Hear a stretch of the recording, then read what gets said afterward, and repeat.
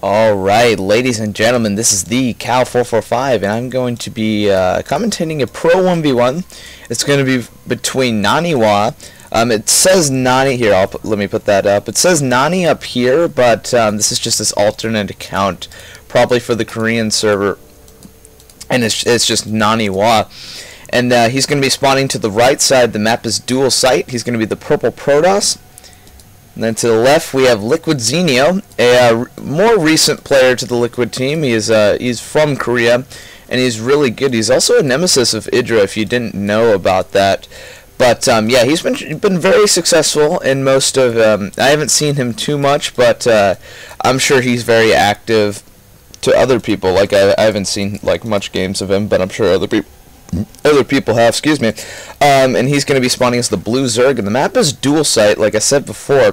This is one of those pro maps that are featured in tournaments like this. This is actually from the GSL, so these guys both are extremely lucky to actually make it to this to the GSL in general.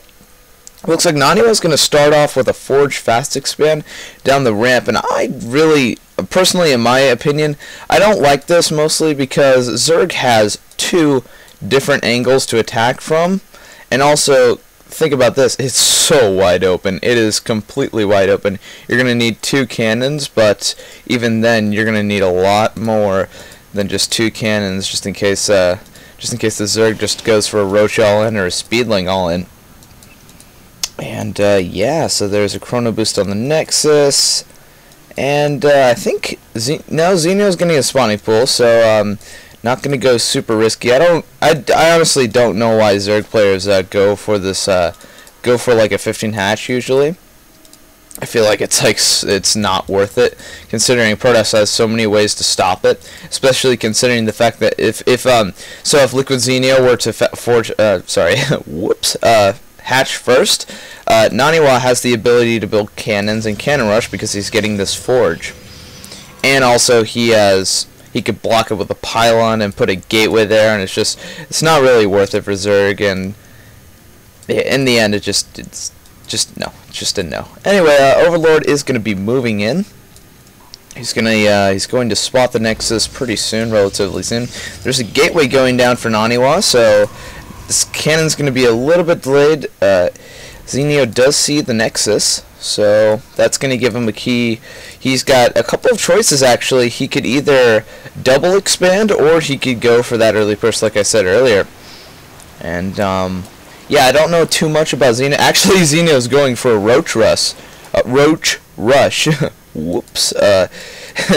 Zenio's going for a Roach Rush, so he could actually potentially end this now unless Naniwa scouts it, and he only has one cannon up, so this could be very devastating unless Naniwa could stop it. But Nyx is down, and the gateway is also down. I would love Naniwa to scout early. See, you kind of need to do this as a Protoss player. You have to scout at 4 minutes because you never know what Zerg's gonna do. Honestly, I mean, you can't just scout early and then just leave it at that. You have to scout multiple times throughout that like 10-minute zone because you never know what's going to happen. Like, he could push out at 6 minutes with a bunch of Zerglings and Roaches, or he could push out at 4 minutes, or do some kind of cheese all in, but it's up to him. But Naniwa's Zenio is actually ahead of food. I don't know why I said that, it's just I thought it needed to be said. I thought it needed to be said, ladies and gentlemen. Cybernex is going down along with a warp gate, and I think Naniwa did scout this because he does have more than one cannon down. He actually has 3, and a sentry is on the way, which is interesting. I would prefer the Stalker, honestly, because this is a Roach Rush all-in. But I think Naniwa just suspected something, and he was right, because these Roaches are knocking at his front door, and these Roaches are actually going to try to find an angle that these cannons can't reach, because remember, cannons cannot move. Just pointing that out there. I do like that Zenio is microing that Roach. There's a sentry that's going to use his Tickle Cannon to the best of its abilities, but it's going to be proven futile when those Roaches folks sit down. Or not. Maybe. I don't know. I think Zenio's always just macroing back at base. Stalker could snipe. It does snipe one roach. Nexus is almost down though, so this could be, if this Nexus goes down, Naniwa would be far behind. But also think about this: they would both be on one base. Cannons are doing as much as they can, but the roaches are focus firing the Nexus down. Zenio loses another roach. I just do not like the control that much, but it's fine. The Nexus does go down, leaving Naniwa supply blocked, and they're both on one base. So Naniwa's not out of this yet, but he is kind of far behind. But then again, so is Zenio. He's devoting everything, actually, no expansion whatsoever. I honestly would like him to expand behind this, but whatever floats his boat, like I said in my other video. There goes Stalkers are migrating to the best of the abilities. Roaches are moving in. Actually, a lot of these roaches have low health, so Naniwa doing a nice job. He's going to have to cancel that. Yeah, nice. Stalkers, I just really like his Stalker control, doing a nice job of just weakening that roach count, and it's not really looking too good for Zenio.